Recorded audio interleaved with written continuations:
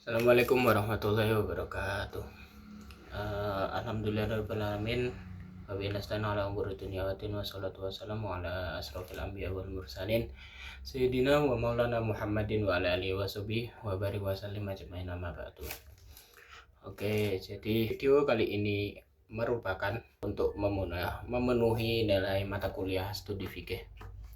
Oke, yang pertama-tama yang saya hormati Bapak Kifah Putra selaku dosen pengampu dari mata kuliah studi fikih ini. Untuk selanjutnya, perkenalkan kami dari kelompok 2. Nama saya adalah Muhammad Haidar Aramdia Ulhaq dan beserta 3 teman saya, Dwi Rizka, Erika Dwi Wiji Putri, dan satu lagi Tama Laili Maulida. Langsung saja untuk latar belakang. Yang pertama, Maqasid al-Syariah merupakan salah satu konsep terpenting dalam kajian hukum Islam. Hal ini menegaskan bahwa setiap hukum yang ditetapkan memiliki tujuan tertentu, yaitu untuk mewujudkan kebaikan dan mencegah keburukan. Inti maqasid merupakan untuk menarik manfaat dan menolak kemudaratan. Ini sesuai dengan kaidah fikih ke-19, yaitu darul mafasid aula min tolbil masolih. Oke, untuk maslahat, apa sih yang namanya maslahat? Itu merupakan konsep yang paling relevan dengan maqasid al-syariah, yaitu merupakan secara sederhana berarti sesuatu yang baik itu dapat diterima oleh akal sehat dan seluruh orang. Untuk selanjutnya merupakan definisi dari maqasid al-syariah. Ini ada 2 definisi. Yang pertama itu definisi yang secara bahasa atau lugawi, yang kedua adalah definisi istilahnya. Dari secara bahasa, maqasid al-syariah ini mempunyai 2 kata, yaitu kata maqasid yang merupakan bentuk jamak dari kata maksud, yang berarti kesengajaan atau menyengaja, atau maksud dan tujuan. Lalu yang kedua adalah syariah, yang berarti jalan menuju sumber air atau jalan yang lurus yang harus diikuti. Lalu yang secara istilahnya itu kami mengambil pendapat dari Yusuf Ahmad Muhammad Al-Badawi, yaitu maqasid merupakan tujuan-tujuan terpuji yang ada dalam semua perbuatan yang diperintahkan oleh Allah Subhanahu wa taala.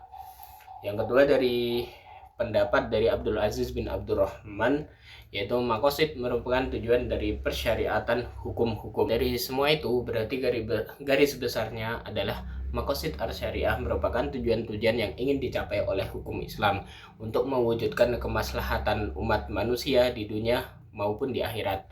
Dari tujuan dari maqasid al-syariah ini merupakan untuk merealisasikan kemanfaatan atau masolih bagi umat manusia, baik dalam urusan dunia maupun akhirat. Hal ini mencakup 5 pokok maqasid syariah yang disepakati oleh para ulama, yaitu menjaga agama atau hifdzuddin, menjaga jiwa atau hifdzun nafas, menjaga akal atau hifdzul akli, menjaga keturunan hifdzun nasl, dan yang terakhir menjaga harta hifdzul mal.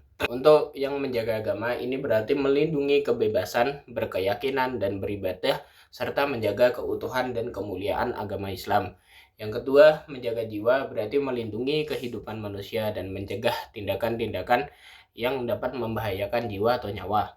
Yang ketiga merupakan menjaga akal, yaitu melindungi akal kita dari hal-hal yang merusak seperti alkohol, narkoba, dan serta mendorong pendidikan dan pengetahuan. Yang keempat adalah menjaga keturunan, yaitu melindungi keluarga dari keturunan serta seperti melaksanakan pernikahan yang sah. Yang kelima menjaga harta, yaitu dengan mencegah pencurian, penipuan, serta tindakan yang merugikan ekonomi masyarakat. Untuk selanjutnya akan dijelaskan oleh rekan saya. Yang selanjutnya yaitu ada uraian para ulama klasik. Nah, di sini ada 3 uraian dari ulama, yaitu yang pertama dari Izzuddin Al-Din Ibnu Abdul As-Salam. Pada ulama ini menjelaskan bahwa perintah-perintah dalam syariat semuanya kembali kepada kemaslahatan hamba Allah di dunia dan di akhirat. Terus yang kedua ada Ibnu Qayyim Al-Jauziyah yang menjelaskan bahwa syariat Islam seluruhnya adil, penuh rahmat, dan mengandung hikmah. Yang ketiga yaitu Al-Syatibi. Ya, ulama ini menjelaskan bahwa ulama ini dianggap sebagai pelopor utama dalam pemikiran maqasid al-syariah.